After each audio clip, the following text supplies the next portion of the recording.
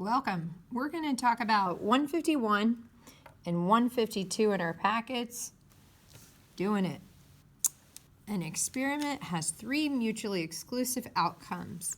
So right away, I'm looking at my formula sheet for probability, and I notice I don't see anything about mutually exclusiveness. So we talked a little today, and we'll keep talking about what do I wish was on this formula sheet. I really wish it said the probability A, that means the word or.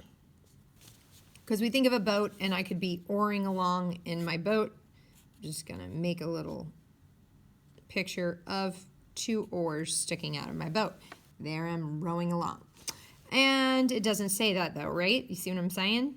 Also, I wish my formula sheet said PAB. This is like the letter A. It looks like the letter A without the little thing across there. So this is a and, because it looks like a letter A without the thing through it. That means and, that means or. You know, I'm thinking about this because there's some symbology here, and they didn't even do the symbology, they used the word. But then if you don't know what these symbols mean, you can't really translate that to the problem. The other thing I'd like, and it's come up on another question, is what the heck is mutually exclusive? So mutually exclusive means A and B can't occur together.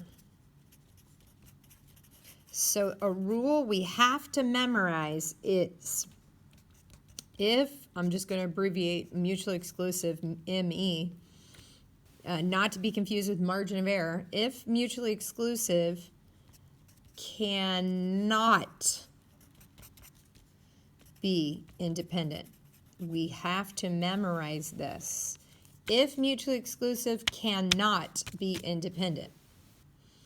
So, looking back at our problem and our formula sheet and looking at our problem, it says these 3 events are mutually exclusive. Well, what that means is they can't occur together. So what does that mean? Well, if you had a Venn diagram, and this circles A and this circles B, there's nothing inside the overlap because they cannot happen together. There's nothing in the overlap. So this overlap is A and B. That is what the overlap is. So what that means is that if it's mutually exclusive, then A and B, the probability of A and B has to be equal to 0. That's what that means. There's nothing in there because there is no such thing as A and B. Okay?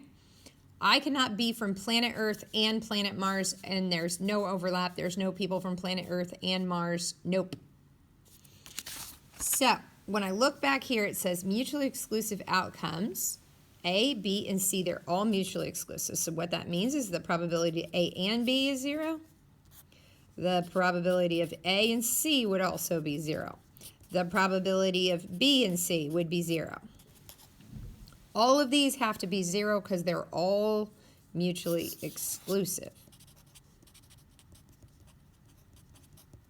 Now, what does that mean over here? Well, it says A and B are independent, and we said that's actually the opposite. If all this is true, then we can also say A and B are not independent. A and C are not independent. B and C are not independent. These are the notes we must take in order for us to quit from missing these questions. So A and C are not independent. A and B is equal, yep, we wrote that down. So this one's definitely true. So anything with a 1 I'm eliminating, and this is definitely my answer. So this one must be true, and this one actually comes off our formula sheet. This would look like this. The probability of B or C is equal to the probability of B plus the probability of C, and that's in our formula sheet. Here it is. The probability of A or B is equal to probability of A plus the probability of B, so the first 2 letters, minus the probability of A and B. But remember, we just got done saying the probability of A and B is 0. So this would be minus the probability of B and C, but notice we know that that's 0. So this, in fact, would also be true. But we already eliminated one, so we already found our answer. Good to go. Next question. We got ourselves 2 box plots we're looking at.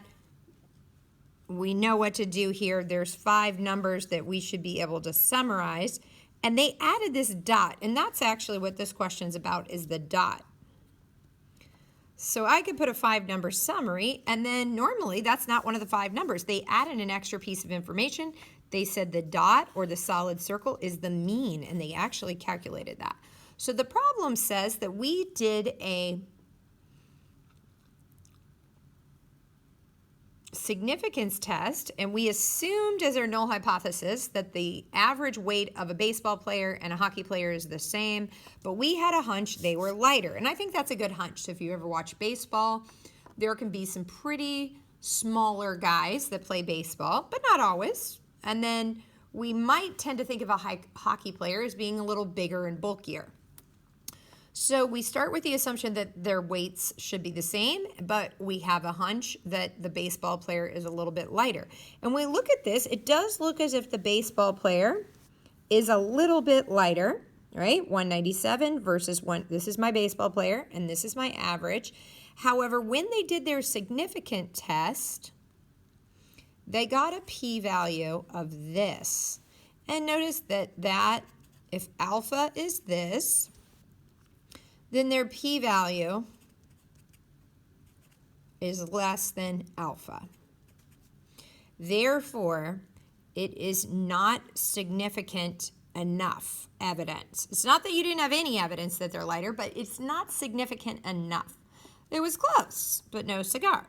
So we definitely eliminate C, D, and E because definitely our p-value was not significant enough. And now we just have to figure out which one. Interesting.